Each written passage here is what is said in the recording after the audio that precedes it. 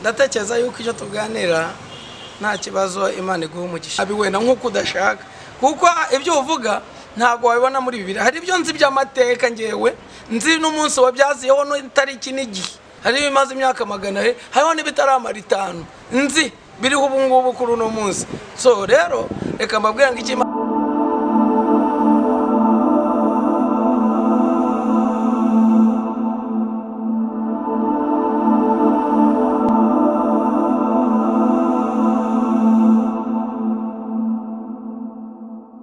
nanone kandi ndabashuje inshuti z'umusaraba wa Kristo Yesu. Ni Pastor Alexis twongeye guhabwa umugisha nanone kandi uyu munsi wo kugaruka imbere yanyu kugira ngo dukomeze tuganira ibijyanye n'uru rugendo rujya mu ijuru.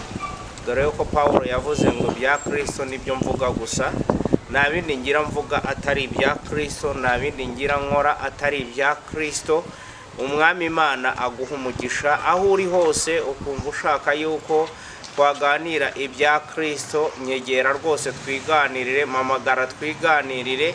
Uwo ni wo murimo Kristo yamamagariye. Imana ibaha umugisha mu izina rya Yesu.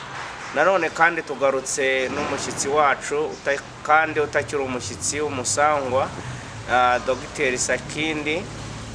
Ndagira ngo nanone kandi tumwakire muri iki gice cyacu cya kabiri kivuga ku kugeragezwa. Turi kuganira ku kugeragezwa, intambara z'abakristo, intambara z'abanyetorero. Reka mbashimire uburyo mwatwandikiye mutubwira yuko ibyo twakoze byabafashije mu gice cya mbere, kandi twizeho ko n'igice cya kabiri ariko muzarushizeho gufashwa rwose. Reka kandi nanone twongere twakire umushyitsi wacu kandi umusangwa mu izina rya Yesu, nanone yongere yivuge ntacyo bitwaye. Amen. Amazina nk'uko bisanzwe ni Dr. Sakindi Claude, ndi umushumba w'itorero rya Restoration of Karumeli Pentecoste Church Nasana muri Wakiso. Aho ngaho kariho nkorera umurimo w'Imana, gusa nyine tukaba dufite n'andi matorero ku ruhande. Umurimo w'Imana tukaba tukora buryo nkuko nabibabwiye ubushize. Mfite ndi umwarimu lecturer kuri University Leicester National Bible University, akariho nkorera umurimo wo kwigisha ijambo ry'Imana cyangwa se inyigisho za theology, kuko iyo tuvuze ijambo ry'Imana biba bitandukanye wenda nuko tumenyereye kubyita theology. Bible School dufite certificate level, diploma, degree, masters and doctorate muri Grace International Bible University. Thank you. Amen. Urakoze cyane. Tubona kubwira abashaka kwiga baba bari hano mu gihugu cya Uganda, Kampala, niyo hataba muri Kampala kandi n'ahandi hose mu ntara birashoboka kuko nayo mashami arahari. Twaboriyanta kugira ngo bajye kwiga, kandi n'ababa bari hanze bakeneye kwiga online nabo ajya afasha benshi. Ngira ngo nibyo. Murakoze cyane, Imana ibaha umugisha. Nagira ngo tutarajya kure rero kandi nanone ongera dusengera Imana kugira ngo umwuka w'Imana arushizeho kutuyobora muri iki kiganiro, kandi nawe agufashe aho uri hose mu izina rya Yesu. Urakoze Yesu Kristo, umwana w'Imana wapfuye ugazuka ukajya mu ijuru umunsi wa gatatu, ugaragaje imbaraga n'ubutwari. Ndagushimye Kristo kuko amaraso yawe yagize icyakora ku buzima bwacu. Waye dupfuye tuzize ibicumuro, tutagira Imana rurema, ariko turatwiyegereza uradukurura, tubwitwa ubwoko bwawe n'abana bawe. Urakoze Yesu kuri mwiza, urakoze Data wakukiranuka, urakoze ko ushobora byose mu izina rya Kristo umwami wacu. Amen. Yesu akumugisha mu izina rya Yesu. Ndagira ngo dutangirire aho twahereye mu ijambo dusanga muri Zaburi 105 umurongo wa 19. Twasanze ijambo rivuga ngo kugezaho ijambo ry'Uwiteka ryasohoreye, isezerano rye ryaramugeragezaga. Twari dufite ikibazo kibaza ngo kuki abakristo bageragezwa cyane, kuki abakristo batinda mu bigeragezo. hanyuma tukora igice cya mbere kubw'impamvu twababwiye, ariyo mpamvu twaje ku gice cya kabiri kugira ngo turushizeho kuganira. Koko impamvu z'ibi ngibi abakristo bose, navuga bose, hafi ya bose, yuko baca mu bintu by'ibigeragezo, ndetse bamwe ibyo bigeragezo bikabakura kuri Yesu. Nagerageje gukoresha ijambo rivuga ngo Imana kuki ikabya kutugerageza. Uyu mugabo w'Imana Dr. Sakindi nk'uko yabibabwiye, murumva umuntu ugeze kuri urwo rwego aba afite byinshi, kandi mwarimu ubyigisha tugira ngo adusobanurire byinshi kuri ibyo bigeragezo. Ngira ngo twapfundikiye ahantu havugaga ngo hamwe n'ibitugerageza Imana ijya ica akanzu. Ese uyu munsi icyo meraho nkubaza, ni bande Imana icira akanzu? Abantu bose Imana ibacira akanzu? Abageragezwa bose ibacira akanzu? Ese nimba atari bose, baba bageze ku ruhe rwego? Ahari ndi buze kukubaza n'ikindi kibazo kivuga ngo ese ibi bigeragezo tubamo dushobora gupfa tukibirimo, cyangwa Imana ishobora kubihindura tukiri muri ubu buzima? Kuko akenshi ibigeragezo byo ni byinshi bitandukanye tutabasha kurondora. Hari ibigeragezo byo kubura urubyaro, hari ibigeragezo byo kubyara ukabura icyo ureresha abana, hari ibigeragezo by'uburwayi, hari ibigeragezo byo kwicwa n'inzara, hari ibigeragezo byo kubura umugabo no kubura umugore, hari ibigeragezo byo gupfusha ugasigara uri imfubyi cyangwa uri umupfakazi. Ibigeragezo ni byinshi. Hari ibigeragezo byo kuvugwa. Mu by'ukuri ni ayahe masengesho umuntu yasenga kugira ngo abashe gutabarwa n'Imana akiri muri ubu buzima? Murakoze. Yesu ashimwe cyane. Umbajije ikibazo, nubwo wenda navuga ngo si kimwe kuko harimo ibintu byinshi. Ni byinshi. Ariko reka tugerageze kubiganiraho. Tutarakomeza, reka dusome igitabo cya Yakobo igice cya 12. Yakobo igice cya 12 avuga ngo ahirwa umuntu wihanganira ibimugerageza, kuko namara kwemerwa azahabwa ikamba ry'ubugingo iry'Imana yasezanije abayikunda.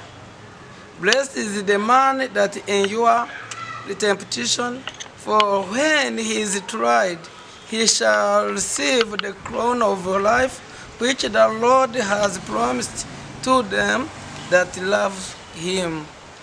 Yesu ashimwe cyane. Hano magambo dusomye ni amagambo yavuzwe na Yakobo, umukozi w'Imana, wari umuyobozi w'itorero ry'i Yerusalemu. Hano icyo nshatse kuvugaho cyane cyane ni uko ibigeragezo nabyo tugomba kubisobanukirwa. Hari ubuzima busanzwe udashobora kwita ikigeragezo, kuko ari ubuzima busanzwe.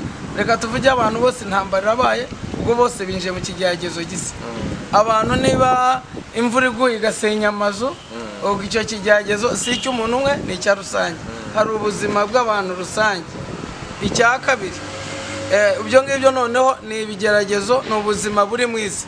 Dawudi yaravuze ngo imyaka y'umuntu ni 70 cyangwa 80, ngo ariko yose tuyirangiza nko gusuhuza umutima, kuko irihuta tukaba tushizeho. Ni ukuvuga ngo mu isi, kandi ngo ibyiratwa byose ni imiruho. Sinzi iryo jambo niba mu kuryumva. Yavuze yuko umuntu arama imyaka 70 cyangwa 80, ariko ibyiratwa by'iyo myaka ubwo bemeze buryo ni imiruho. Bisobanuye ko nyuma yuko Adamu akoze icyaha, umuntu ntashobora kubaho ubuzima butarimo ibibazo. Bisobanura ko tuzahora mu bibazo mpaka dupfuye. Yes, kuko yaravuze ngo ni imyaka 70 cyangwa 80, kandi ibyiratwa byayo ni imiruho. Nukuvuga ngo mu buzima bw'umuntu abayeho. Kamvuga urugero, mu isi iyo tuvuze ngo umugore agiye kubyara, ubwo abazagira inda. Iyo yagize inda abazabyara, iyo agiye kubyara agira ibisi, nta ubyara aseka. Nukuvuga ngo urumva ubuzima buzengurutswe n'ibibazo. Yaravuze ngo tuzarya tubize icyuye. Nukuvuga ngo nta ubira icyuye atarushye. Nukuvuga ngo ubuzima buzengurutswe n'umuruho. Ubuzima buzengurutswe no kugorwa, buzengurutswe no gutekereza cyane. Umuntu udatekereza cyane ntacyo afite, kuko umuntu kugira ngo akore yunguke nuko yagize umwanya wo gutekereza. Ibyo ngibyo tubyumvikanaho. So ukuvuga ngo mu buzima hari ibintu rusange. Noneho ibyo ngibyo si byo nashatse kugira ngo nsobanure yuko ubuzima bwose tunyuramo atari ibigeragezo bifite intego yo kudukuza.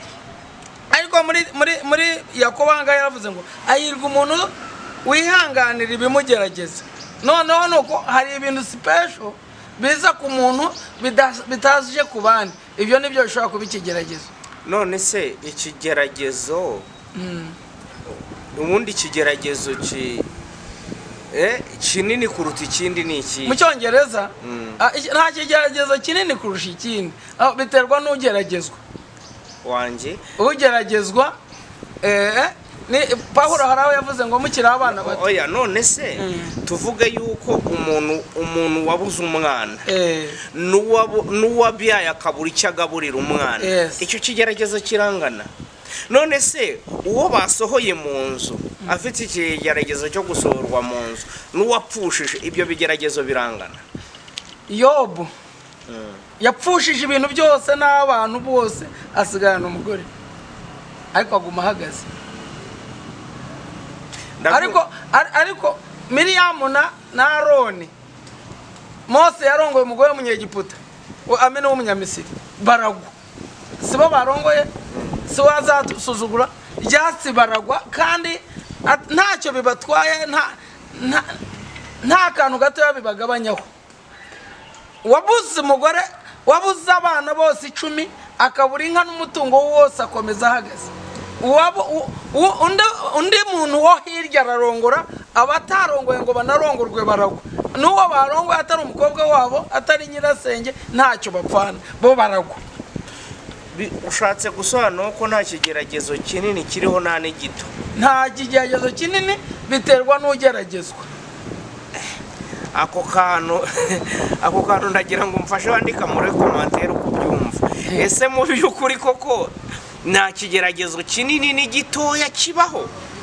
Nta ikigeragezo nta kibaho kinini, nta gitoya kibaho, biterwa n'ugeragezwa. Bibiliya iratubwira muri Daniel igice cya 11 ngo bazi Imana yabo bazakomera bakora iby'ubutwari. Ibyo ngibyo Abrahamu baramubwiye ngo uva hano ugiye mu gihugu nzakwereka, batamubwiye izina, batamubwiye direction, wafata inzara agenda, asiga byose atwara se na Loti n'ababata mu nzira, kuko Tera yapfiriye Harani, Loti batandukanira i Kanani, aguma wenyine agihagaze kandi akomeza kwizera Imana. Ariko hano dufite abantu Imana isaba igihe abona imitwaro 10, gutanga umutwaro umwe cyangwa sinzi niba mukubyumva. Hariho mu bantu batwumva, hariho utarashobora gutanga icya 10 kimutwaro kandi ayafata buri gihe, kandi muri warabizi n'umutima ucurubanza byaramunaniye, niyagana avuga ko byamunaniye. Iyo ni yindi topic yo ku cyacu. Oya ndavuga ikigeragezo.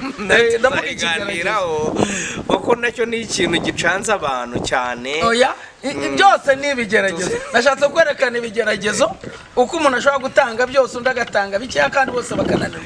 None se wenda twanihuse hari umenya nikanze igihe ubundi ubigerageza ubundi bituruka he? Ibigeragezo bituruka kuri shitani nkuko twese tubivuga, ibigeragezo bituruka ku Mana, ibigeragezo ubundi bituruka he? Ibigeragezo bituruka he nibingahe aho bituruka? Ibigeragezo bimwe bituruka ku Mana, ibindi bigaturuka kuri shitani, ariko shitani yabyemerewe. Ibizanywe n'Imana. Mu Cyongereza ejo cyagiye twaganiragaho, twavuze yuko hariho temptation na test. Temptation ziva kuri Satani. Satani aratemptinga kuko afite intego yo kukugusha. Imana igatestinga nka mwarimu, ishaka kugira ngo irebe ukure, uzamuke, ugire ubuhamya. Reka mvuge urugero, hari umugabo wishe umuntu ukomeye muri Bibiliya witwa Dawidi. Yica Goliyati afite imyaka itageze muri 17, tarenze 17. Yica umugabo wa metero 2 na santimetero 72, muremure cyane, munini cyane ku isi y'icyo gihe. Arangije, ariko ikintu cyatumye amwica yari yarishe intare, yari yarishe ingwe. Kuvuga ngo yo Dawidi abatararwanye n'ingwe, atararwanye n'imbyi, kandi ajya kurwana n'ingwe yabanje ku mpyisi, nubwo bibita bivuga. Ariko ubwo urumva muri process yica intare, yica ingwe, yica inyamaswa zingaza amadubu. umunsi yageze imbere ya Goliyati abangisirayeli bose batinye, yabwiye Sawuli turabizi. Sawuli yaramubwiye ati we ntabwo wabishobora, undi abafite ibindi yanyuzemo, bya bindi yanyuzemo nibyo byishe Goliyati. Aramubwira ngo nishe intare nica n'idubu. ako kantu Noneho ndangije, none uriya mupagani utarakebwe. Iyo niyo nyungu y'ibigeragezo. Ibigeragezo bituma haraho ni test zituzamura tukajyava ku rwego tukajya ku rundi, ku buryo hari ibyo tunyuramo bikomeye, noneho tugafashwa n'ibyo twarwanye nabyo ubushize. amen. na Goliyati ntabwo yishwe na Dawidi, ahubwo yishwe n'ibyo Dawidi yari yarishe mbere. ako kantu wa so rero inyungu z'ibigeragezo, iyo wanze kugeragezwa uba udashaka kuba ukomeye. Kuko njya mbwira abantu nk'amazi ngo urashaka kuba nkanda ati nka Dawidi. Noneho uzasome Dawidi mu gice cya mbere yanze gusangira n'umwami. Ese wowe umwami ntabwo uhamagara gusangira nawe bizagenda gute? Mu gice cya kabiri bavuze ko agiye kwica abanyabwenge, aritanga ajya gusenga, abwira Imana ati Imana tubwire ibyo umwami yahishuriwe, arabihishura. Igice cya gatatu bashyira mu itanura ry'umuriro babasaba gupfukama mu masogonda nka 30 gusa. uwo ni Daniel. Daniel baremera bajya mu muriro, bavuga ngo aho kugira ngo dupfukame ahubwo twakwemera dugashya, bagiyemo Yesu arabatabara, ko Yesu ntiyagutabara hanze y'umuriro. none se ikibazo kirahangaha ni ibibazo bibiri, harimo ibibazo bibiri. icya mbere utubwo ko hari ibigeragezo bituruka ku Mana n'ibituruka kuri shitani, kandi ibituruka kuri shitani biza Imana yahaye Satani uburenganzira. Ikibazo cya mbere kiravuga ngo nzabwirwa n'iki ikigeragezo cyavuye ku Mana n'icyavuye kuri Satani. Ikibazo cya kabiri kikavuga ngo ese hari ahantu Imana igihurira na Satani bakanegosiya, bakavuga ngo bagakora inama, bakavuga ngo reka tujye kugerageza tuyishimire, reka tujye kugerageza Claudine aho hantu dukure muri konfisi. Hano icyo nshaka kuvuga, ntabwo Bibiliya itubwira ngo hari ibigeragezo byavuye ku Mana byavuye kuri shitani. Bibiliya itubwira ngo mwihangane bitugerageje. Ntabwo yavuze ngo ibyo Mana byose bifite intego, byava kuri Satani byava ku Mana. Bibiliya itubwira muri rusange ngo hahirwa uwihanganira ibimugerageje, byaba byavuye kuri Satani byaba byavuye ku Mana. Bibiliya avuga ngo hahirwa uwihanganira ibimugerageje. Wewe niyo task ufite, umurimo ufite, so kumenya aho byavuye naho byakomotse. Kuko na Yobu inshuti z'ahantu zaguye nuko zitigeze zimenya ko umuntu ageragezwa no kumenya umugambi w'Imana. Kandi na Yobu ntabwo Imana iriya nama yo Satani yicayemo aganira na Imana, iganira na Satani bapanga, ntabwo Yobu yarahari, nta makuru yarabifiteho. Ikintu yakoze yarazi neza ko agomba kwihanganira ibimugerageza. Icyo twebwe dukora byava kuri Satani, byazanwa n'abamarayika, byazanwa n'abami, uko bizaza kose bitandukanye n'ubushake bw'Imana. Icyacu kitureba ni ukwihangana, ntabwo turebwa no kuvuga ngo birava kuri indi. Ibyo uzabimenya nyuma, ntabwo uzanabireke. Icyo Imana igushakaho ni ukwihanganira ibikugerageza. Icyo ni kimwe. Icya kabiri, ku bijyananye n'Imana kuganira na Satani, Imana ni Bibiliya tubwira mu gitabo cya Zaburi ngo isi n'ibiyuzuye n'ibyo Uwiteka. Isi niyo yaremye abantu bose, n'abamarayika niyo yabaremye. Buri kintu cyose kibaho Imana ikifite access yo kuganira na Satani. Kuma Satani kujya mu ijuru akaganira n'Imana nta kibazo kiriho. Satani yajya mu ijuru bakaganira. Icyo nshaka kuvuga, Imana iba ahantu hose. Imana iba ahantu hose. Imana kandi ifite ubushobozi bwose. Na Satani ntabwo kuvugana na Satani bisaba mu ijuru, kuko aho Satani ari hose Imana iba no muri Gehenomu, iba no mu ijuru. Kuko ahantu hose nicyo bisobanuye, ifite ubushobozi bwose. Kandi Satani ni umukozi w'Imana. Satani ni umukozi w'Imana, ko hari ibikenewe ko Satani akora. Igihe kimwe Imana, hari umugabo wigeze kuba umugome, Imana arayisuzugura cyane witwa Ahabu. Umunsi umwe Imana iravuga ngo ko ninde watwikira Ahabu. Ahamagaza inama y'abadayimoni na shitani n'ingabo ze zose, baraza bakora irushanwa. Abadayimoni bararushanwa, umwe akavuga ati ninjye azabishobora, ndata ninjye uzabishobora. Atangiye kubakoresha test, wowe uzabishobora, usobanura uko uzabikora.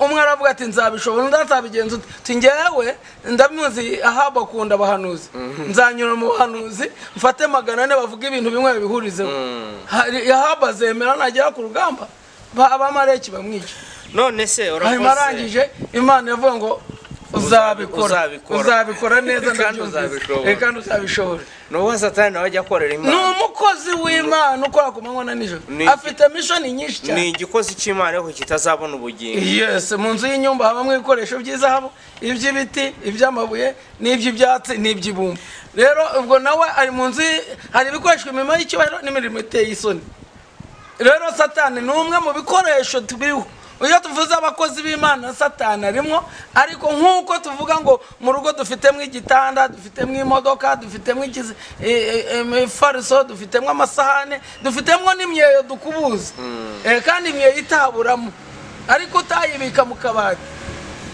gusa kandi ikorayo buri munsi urakoze inshuti yanjye Dogiteri ari kwinjira kure cyane ibibazo bikaba byinshi ariko urafite ububasha bwo kwandika uburenganzira bwo kwandika muri comment nawe ukamubaza ikibazo utabashije kumva neza Imana iguha umugisha ariko Dogiteri hari akabazo kandi nagiye nkubaze tubonye uko ibigeragezo hari biva ku Mana n'ibiva kuri shitani kandi tubwo ko iki tureba ari ukubyihangana icyo biraya bivuzeho ariko abarokore cyangwa abasenga reka mvuga abasenga hafi ya bose cyangwa bo duhuje kwizera akenshi dusenga twirukana mu izina rya Yesu ndakwirukanye mu izina rya Yesu wakigeragezo we none se cyaba cyavuye ku Mana nkasenga nirukana Yesu mu izina rya Yesu cyagenda numvaga icyo nishatse kuvuga byari byiza yuko umenya aho ikigeragezo cyaturutse nimba ari ku Mana nkamenya uko nyirukana nimba ari kuri shitani nkamenya uko nyirukana none hato nazirukana izina rya Yesu mu izina rya Yesu nazirukana Satani kandi ari Imana yakizanye ntabwo byakunda ikindi Imana yacu ni Imana iyo ujye wibuka kitubireba nk'utwana dutoye Imana yiturebe tubona nk'abana noneho yo nta gacu urubanza ikurikije ibyo wavuze ikurikije ibiri mu mutima n'ibyo utekereza kuburyo ari ubivuze ariko Imana ibona muri wowe atari byo urimo gukora ntiyabigukorera iyo ntabwo yagucira urubanza izi ibyo iyo urimo kuvuga ngo mu izina rya Yesu iyo izi ibyo urimo gushaka kuvuga ntabwo igucira urubanza kubera yuko wakoze amakosa mu kuvuga ishobora gucira urubanza ikurikije wowe ubwo mu mutima wawe bimeze mu mutima wawe uko bimeze niho Imana icyo urubanza ntabwo icyo urubanza ikurikije uko wowe urimo kubitekereza kuko dufite amakosa menshi tujya dukora nayo mpamvu Bibiliya ivuga ngo nuko rero tujya dusengera mu mwuka kuko umwuka wera gusengera mu mwuka bisobanuye gukosora ya makosa twakoze mu kuvuga ko buri gihe tuvuga dukora amakosa ariko muri uko gukora amakosa umwuka wera bereyeho kuyakosora niyo mpamvu aturira avuga ngo aba data atwingingira tunihira imirimo noneho rero ibyo byose umwuka wera arabizi azi n'impamvu zabyo ikindi nyine ntabwo Imana irabizi izi mpamvu izi uko dusenga izi n'impamvu z'ibigeragezo byacu kandi tubyihanganira izaduha umugisha ikindi icyo wari wabajije mbere ngo mbese Imana abantu bose yabaciye akanzu yes Imana yaca akanzu kuri buri wese kuko nta n'umwe irobana ku mutoni kandi yavuze ko ari twese itureba ikindi nashaka kuvuga mu bijyanye n'ibigeragezo hari ibigeragezo nanone bitava kuri shitani bitava kuri Imana biva kuri twe ubwacu ibyo umuntu yikururiye aha uragiye ufashe ababyeyi urabatutse umuvumo kugiye birava ngo umuntu ujye wubaha ababyeyi bawe kugira ngo uzarame none rero iminsi yawe nigabanywa kubera ko wasuzugura ababyeyi ntabwo ari shitani si n'Imana ni uko utubaha kwawe hari abandi baba ngo Mana ubukene umuntu arabyuka yicaye ntakore uwo nguwo nawe azakena ko dukeneye gukora dukeneye gushaka akazi ariko umuntu arasenga agashaka yuko ibyo kurya biva mu ijuru ntabwo bizakunda ubwo Bibiliya itubwira ko tugomba gukora tuzarya twarushye umuntu utashaka kuruha rero ateganya ubukene ubwo bukene ntabwo bwavuye kuri Satani ntabwo bwavuye ku Mana bwavuye mu bwenge bwawe buke tuvuge ikindi umuntu ntabyara umugore n'umugabo banza ujya kwa muganga kuko hari n'indwara zituma abantu batabyara hari indwara zituma abantu batabyara izo ndwara nazo bashobora kuzivura urabyumva hari uburyo bwinshi abantu bashobora kubaho bakagira ibigerageza ariko byavuye mu bwenge buke bwabo mu bujiji bwabo ntiwivuze kuvuga ngo Yesu azamvura n'imyizerere y'ubuyobi. Tukiri aho ngaho ukoze hasi unyibutse ibuye kaba wundi adufite abarokore benshi mu Rwanda rwa ngo baweraweramo so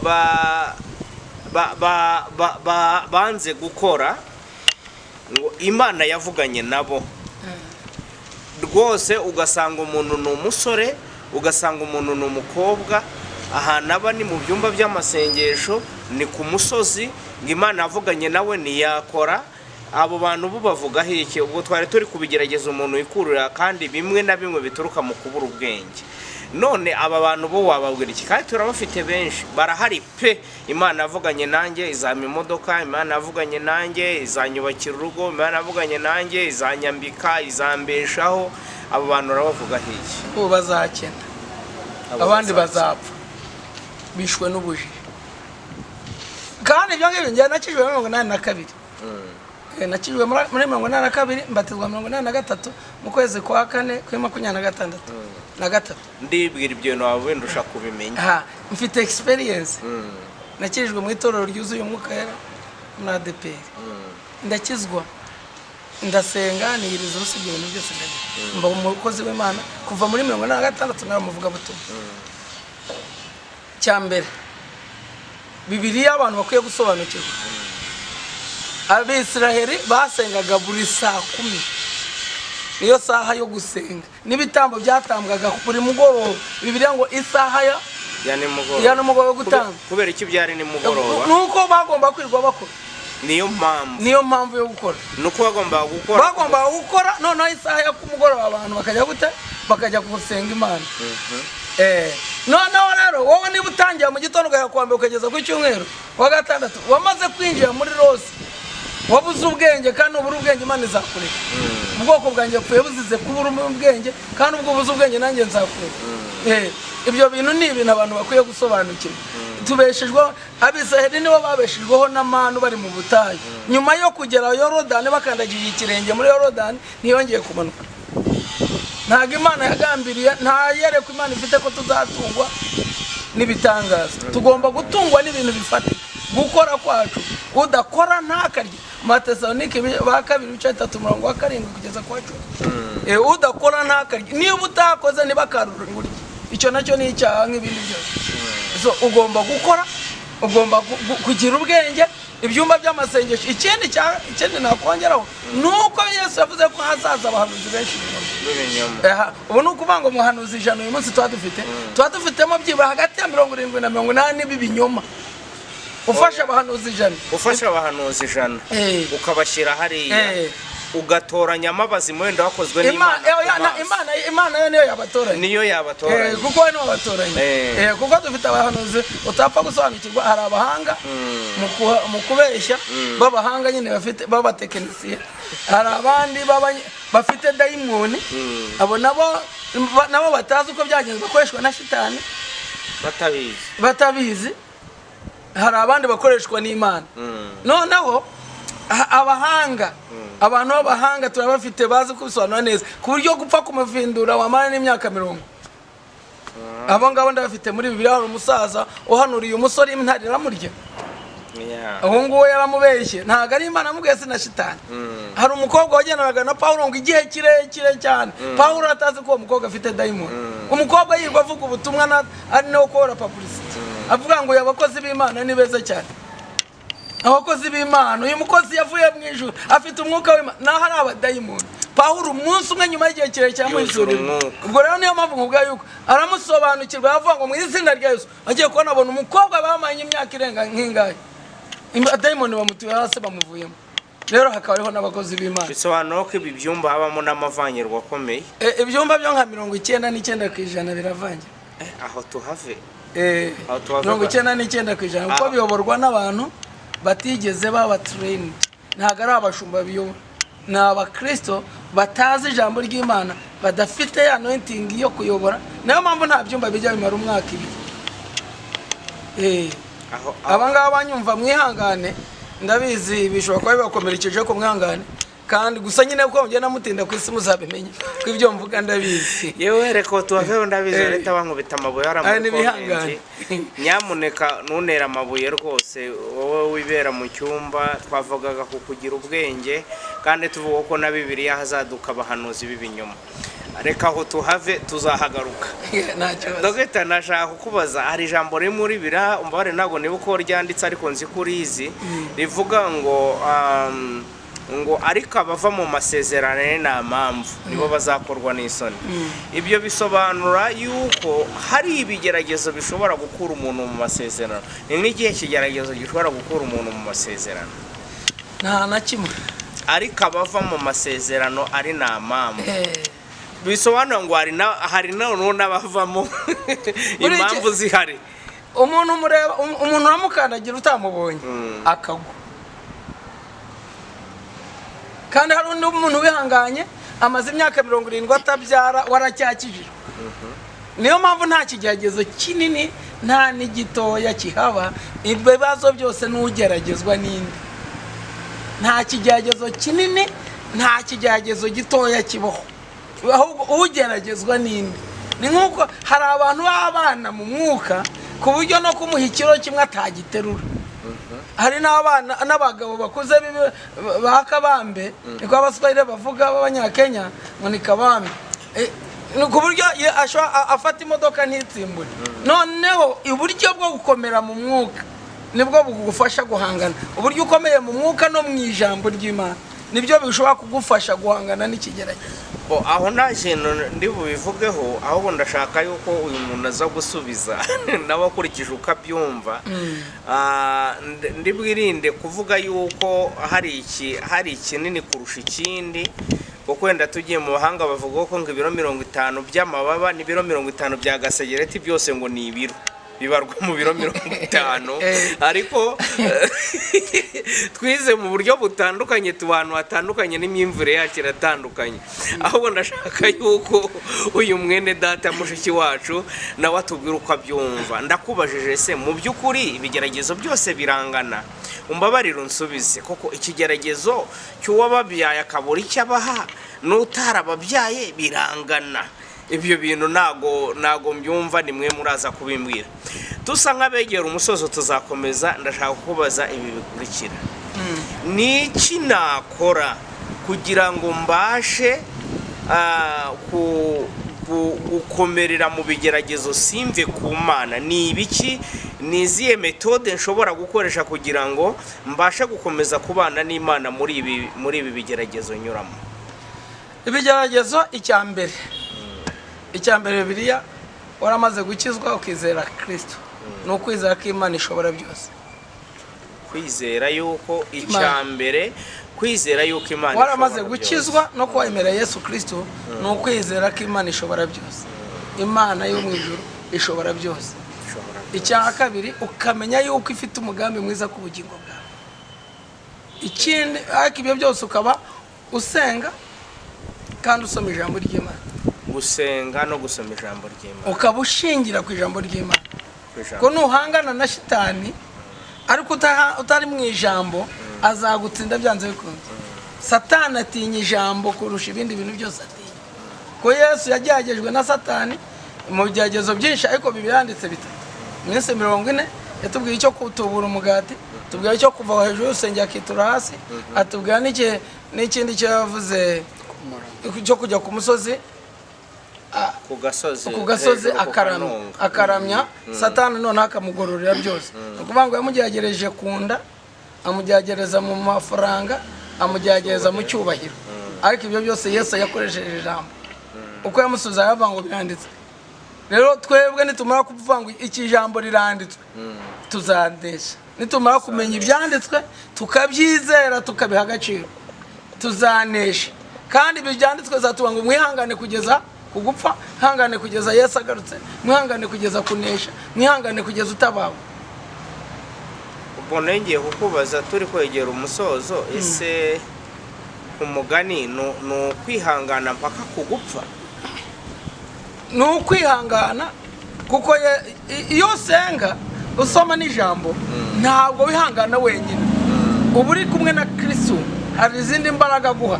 tuvuga urugero, umwana w'umuhungu witwa Yosefu yararose, abibwira se, arazirotora, yari umwana mwiza ufite imico myiza, arangije ajya kugemurira abakuru be, abanyeshyari bamugirira ishyari, bamujugunya mu cyobo, bamuvanamo. Imana muri ibyo byose Imana ibayiteguye, iyo uri mu ijambo uri kumwe n'ijambo n'umwuka wera, uri kumwe na Yesu, ibyo byose bijyagezo.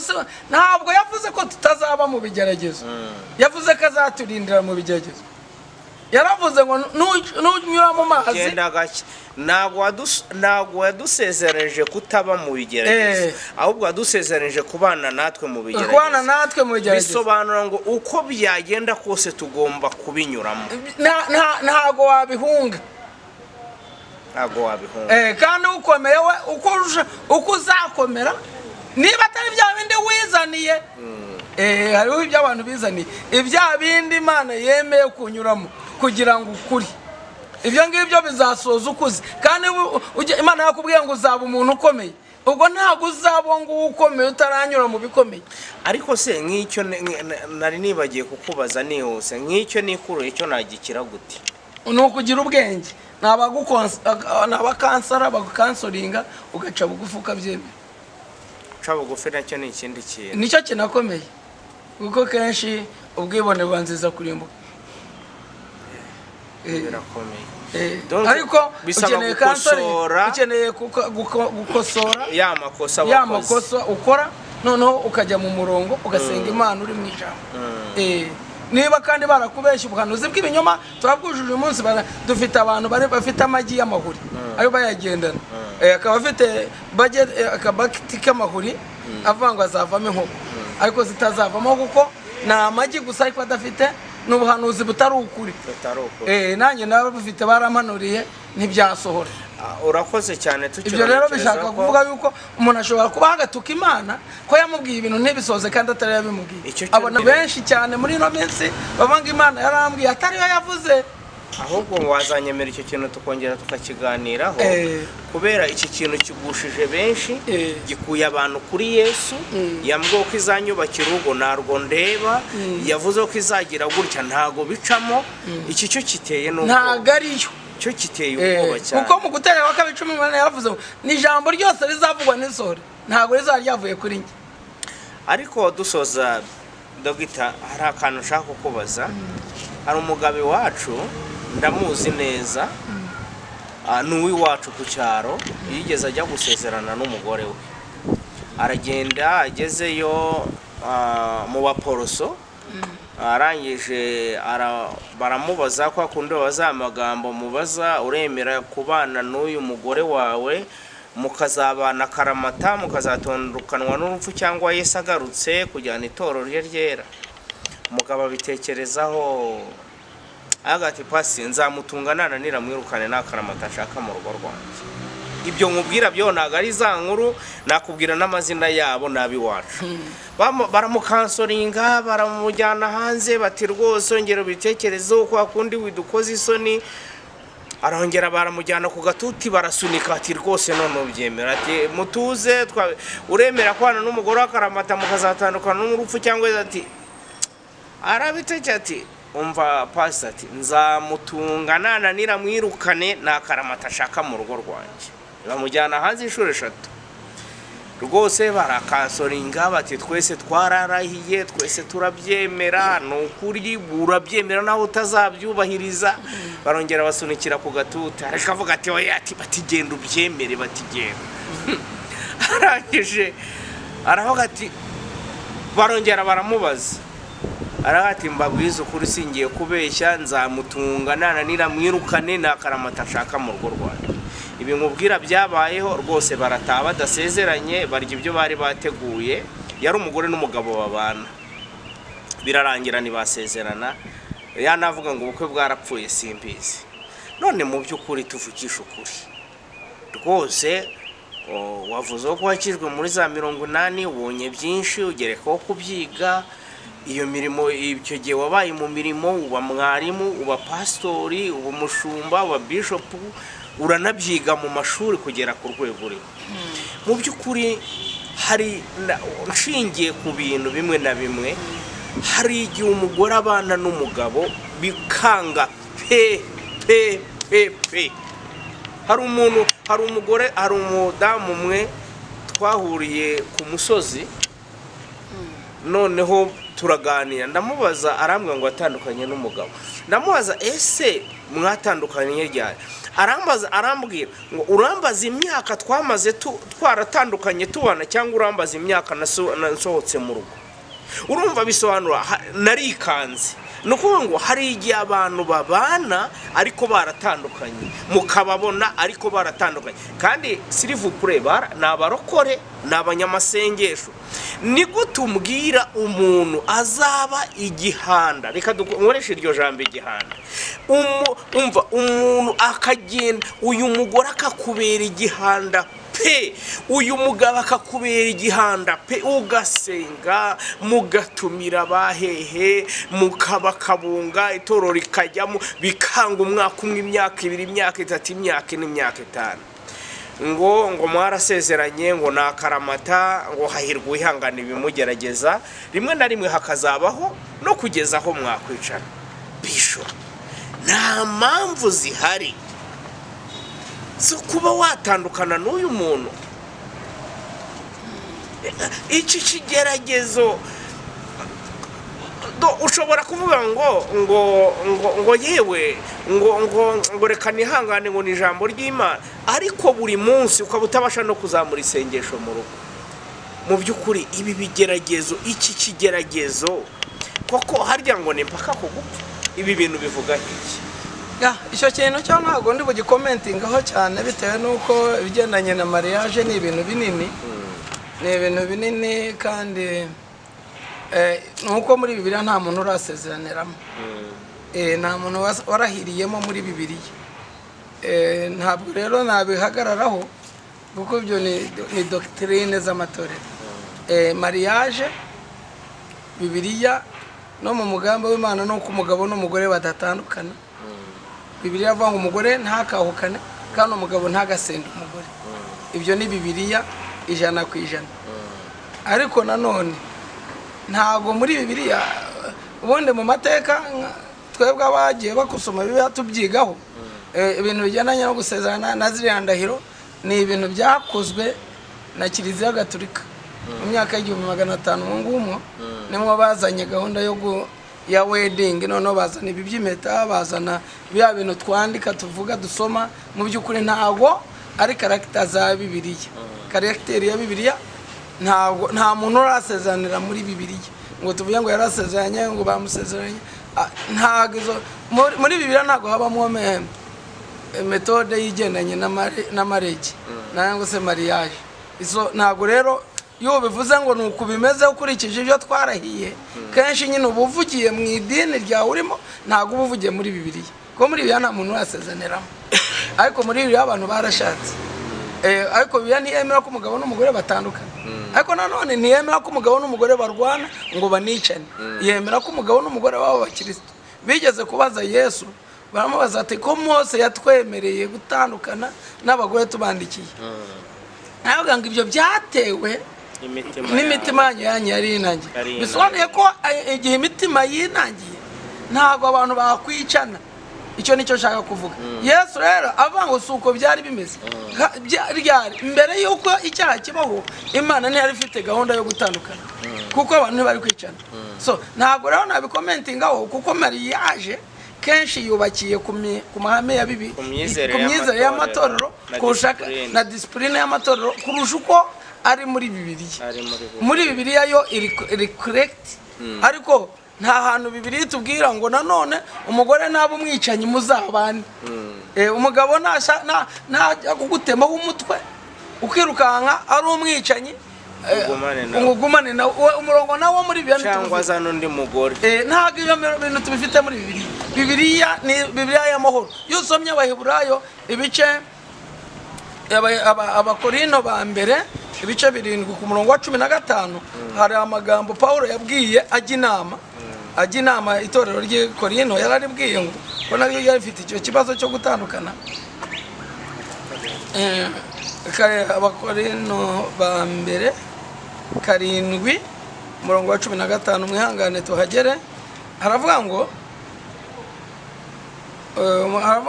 icyakora wundi utizera niba ashaka gutandatana mwene data w'umugabo cyangwa w'umugore ntabagihambiriwe iyo bimeze bityo, kuko Imana yaduhamagariye amahoro. Imana ntabwo yaduhamagariye gutemwaho amajosi n'abagore, ntabwo yaduhamagariye kwicwa n'abagabo, ntabwo ibyo bintu biri mu mugambi w'Imana. Yaduhamagariye amahoro. Niba rero harimo utizera akavuga ngo ntabwo ashaka kubana nawe, ntuzafosinge, because Bibiliya tugira inama. So ibyo tuzongera tubiganireho, kuko amadini yigishe kuri mariage bitandukanye nuko Bibiliya yabivuga. yubatse iki discipline y'amatorero itandukanye na discipline ya Bibiliya kubigendanye na mariage. Ku buryo umuntu akubwira ngo umugabo agakubita umugore akamumena amaso akavuga ngo niwo musaraba wawe, ntabwo wari umusaraba. Umusaraba ni Kristo, ntabwo umugore muba ari umusaraba. Kuko niba umugore muba ari umusaraba, ubwo nta batiko umusaraba n'abasilamu bikoreye imisaraba. Umusaraba ni Kristo. Mwikorera umusaraba mu nkurike ni ukwizera Yesu, ni ugukurikira Yesu, ni umubabaro uturuka mu kwizera Kristo. Uvuze gutyo ntiwaba ushaka gushyigikira abatandukana? Oya, ntabwo gutandukana bishyirane kuko nabiya ntibishyigikira. Ariko mu bapagani sindiyo, kuko Bibiliya no kubana amahoro ni iby'abakristo. Umukristo watanye azaba akoze icyaha, ariko umupagani watanye nta cyaha azaba yakoze, kuko nawe ubwasanzwe ari icyaha. Kutizera Yesu Kristo agabwa ari icyaha. Ariko umukristo wakijijwe ntatana. Ariko niba umugabo adakijijwe akavuga ngo wa mugore wese ngigushaka, ntuzafosinge, kuko utizera yashatse gutana cyane. None se nimba reka nguha urugero, jewe nimba twarasezeranye noneho tugasezerana twese turi abakristo, sibyo? Tugashakana turi abakristo, nyuma uyu mugore akagwa cyangwa uyu mugabo akagwa. Nese umuntu yaguye, nazo umuntu yanze Kristo kuki yakunda umugore? Iyo yaguye yavanyeho y'amasezerano yose ntabagiye. Umuntu waguye udakijijwe, noneho nta kiba kikimuhambiye. Mu rwego rwo kwirinda amabuye hano, reka ducumbike iki kintu tuzakiganiraho. Ndashaka ko tuzagaruka kuri iki kintu cy'ingo cyangwa gatane, tugaruke no kubahanuzi, kuko ni ikintu kidukonfinze cyane. Tubwire umbwirire uyu kandi mwene data mushiki wanjye ufite cya kindi twise ngo ni umusaraba, kwikorera umusaraba, imisaraba y'amadeni, imisaraba yo kudashaka, imisaraba y'ubukene, imisaraba y'abari kugeragezwa, ibi bintu abantu bikoreye. Gira icyo bambwirira dusoza, hanyuma nurangiza kandi unabasengere Imana ibambika imbaraga kugira ngo babashe kwihangana nibarekura umusaraba wa Kristo. Yesu aguhe. Yesu abaho umugisha cyane, kandi Yesu aguhe umugisha. Ndatekereza yuko icyo tuganira nta kibazo, Imana iguhe umugisha. Hari impamvu turimo kuganira bino bintu. Ngewe ubaganirira ano magambo ndashaka kubiseguraho. Mfite doctora muri theology, neza amateka, noneho n'ibintu byinshi mwebwe mutazi iyo byakomotse ndabizi. Mubonaho amadini, ariko aya madini Yesu ntiyayasizeho. Urabona ko amwe bw'arimo gutangira. Dufite amadini 45,000 ku isi uyu munsi. Kandi Yesu amaze imyaka 2,000 avuye hano ku isi. Haraburaho imyaka mikeya ko yagiye muri 31, turi muri 2015, harabura imyaka itageze muri 7 kugira ngo Yesu abe yujuje imyaka 2,000 avuye ku isi. Ibyo ngibyo ngira ngo murimo kubyumva. Ibyo bisobanuye ko rero kwiyongera ko amadini bisobanuye ko hari n'ibintu byinshi byiyongera mu bigendanye n'imyizerere. Noneho rimwe na rimwe natwe tukibeshya, rimwe na rimwe tukinjira mu bintu bitari ukuri, ugasanga twinjiye mu makosa, samutayemo akatwica. Ngewe hari abantu nzi, ntabwo navuga amazina, bigeze kwizera yuko kurongorwa no kurongora ari icyaha, hanyuma babibamo imyaka igeze mu 10. Abakobwa bari bafite imyaka 30 icyo gihe, bagiye kubivamo bagejeje 40. Noneho kugira ngo bazajye kubona babashaka byaragoye. Wahise amubona afite 40 ntiyabyaye. Kujya mfite abantu barenga 20 kandi basengaga bakizuza bakagana n'Imana ariko babuze ubwenge kandi Bibiliya ivuga ngo iyo ubuze ubwenge Imana irakureka. Uyu munsi mfite abantu barenga nka 20 badashobora kubyara kubera ko bakoze mistake zimeze gutyo. Hari abandi babenze barabenga cyane, hari abandi bavuze ngo Imana haraba yababwiye ibintu nk'ibyo by'amafuti tubira bifite muri twebwe. Hari abandi bajya kwihana bakihana nabi, ugasanga umuntu avuze yuko yakoze ibyaha rimwe na rimwe akabivugira mu atarakwiye kubivugiramo bikamutera ingaruka. Rero ndashaka kuvuga yuko dukeneye kwiga ijambo ry'Imana no kurisobanukirwa kugira ngo bimwe ibijyagezo bimwe tutazavuga ngo twabizanye. Hari umugore wigeze kuvuga ngo Imana yamubwiye ngo atange televiziyo itari iyo mu rugo, aragenda ajya mu rugo atera televiziyo ayizana mu rusengero kandi koko yumva yafukoze ngo yumva ari umwuka w'Imana, ariko birangiye bisoza byashenye urugo. Rero ibintu byose wuyumvamo ntago biba byaravuye ku Mana, ni uko nguko bisobanura ntago bimwe na bimwe niba byavuye ku Mana. Mweke duce bugufi twizera Imana. Mu yandi magambo nimuntera amabuye kwa ko nabavugiye nabi wena nkuko udashaka, kuko ibyo uvuga ntago wabibona muri Bibiliya. Hari ibyo nzi by'amateka ngewe nzi n'umunsi wabyaziyeho n'itariki n'igihe, nzi n'umuntu naho yavukaga na se na nyina na se wabo, bitari muri Bibiliya byaraje vuba nga. Hari bimaze imyaka 300, hari bimaze imyaka 400, hariho n'ibitaramara 5 nzi biriho ubu ngubu kuri uno munsi. So rero reka mbabwira ngo icyo Imana bakeneyeho ni ukwizera no kwihangana gusa. Reka mbabwire ijambo rimwe muri Bibiliya havuga inshuro 365 ritubwira ngo ntutinye. Ijambo ntutinye sobanura ko Imana izi neza ko mu isi tubayeho mu ntambara, tubayeho mu bigeragezo, tubayeho mu kuvunika, ariko nanone yatubwira ngo azabana natwe, ntazadusiga nk'imfubyi, ntazatureka, ntazatuvaho, nzabana namwe, ni ryo sezerano. So God is with you, Imana iri kumwe nawe gusa genzura urebe yuko ibikugerageza utabigizemo uruhare. Ngo nuba warabigizemo uruhare Imana izakureta, ariko nubimenye ukahindukira Imana izakugirira neza. Yesu abaho umugisha. Mwami Yesu ndagushimye kuko uri mwiza. Abantu banyumva ndabasengeye kugira ngo bagirire neza, ubaho umugisha, ubarengere, ubarwanire, ubakomeze, ubashoboze, ubatsindisize, ubanesereze, icyubahiro cyawe cyongeye kuboneka, imbaraga zawe zongeye kwigaragaza, umwuka waravugana nabo, ubwiza bwawe bwigaragaze, icyubahiro cyawe cyongeye kubazenguruka, urukundo rwawe rwongeye kubagota, mu izina rya Yesu Kristo umwami wacu. Amen. Yesu Kristo abaho umugisha. Shalom.